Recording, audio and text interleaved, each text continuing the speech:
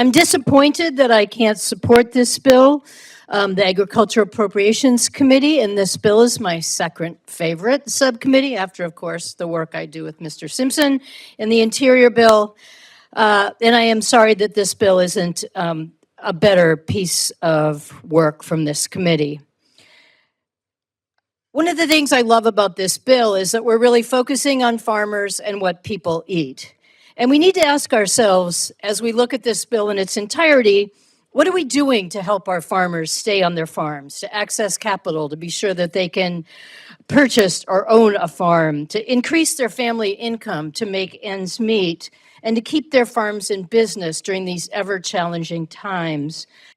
The reason you'll hear a lot today, and we've already heard some, about the cuts to the local food purchase assistance program and the local foods and schools programs, and I'm going to talk about it today in much more detail in an amendment, is because it is such a good example of a program that was designed to give farmers contracts to supply food to local schools, food banks, and other entities in our home states. We spend so much time talking about how to get more healthy foods in our diets, how to make sure we give farmers the contracts they need. And for the farmers in Maine who lost those contracts when this was ridiculously cut, it was part of making ends meet. It was part of their winter income, as part of what they had planned for.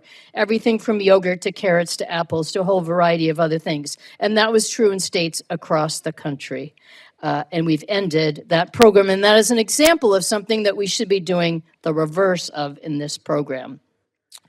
There are other cuts to making sure people get healthy food in their diet, the cuts to WIC fruits and vegetables that we will talk about more in an amendment today. 14,000 families use WIC in my state. That's a lot in a state of only 1.3 million people. And again, this is a way to make sure we have healthier fruits and vegetables, better health outcomes for young children in their diet.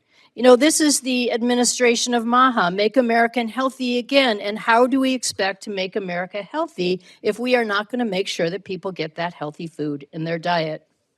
Housing is another cut in this bill. Housing is a number 1 or 2 issue for so many people in my state, the cost of housing, the challenges with finding affordable housing.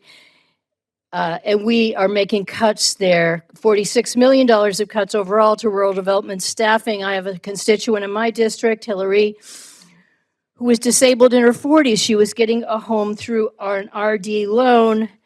It's her only viable pathway to home ownership. She's taken all the steps she needs to, completed her home buyer education, submitted her paperwork on time, but after years of delays, because of funding cuts, she's finally where she should be, but there is no staff to process her loan, to answer the phone.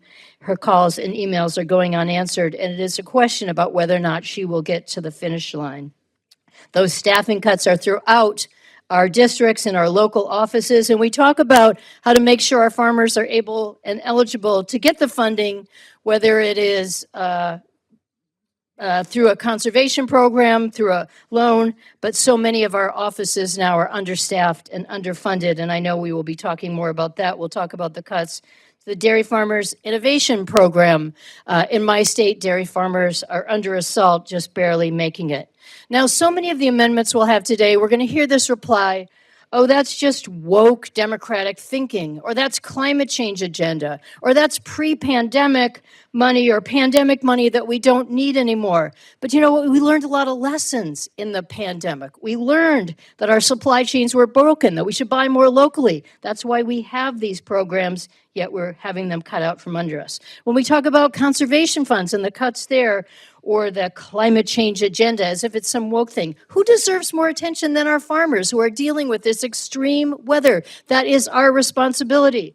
And these programs that help them to access no-till agriculture or cover crops or more irrigation or a whole variety of other things are the very things that we should be funding now. Our farmers deserve our attention. This is not woke. This is not some crazy liberal climate change agenda. This is what's really going on with our weather right now. And we are derelicting our duty. We are not holding up our responsibility to farmers and to making sure our constituents get that healthy food. We'll have many opportunities to talk about this today.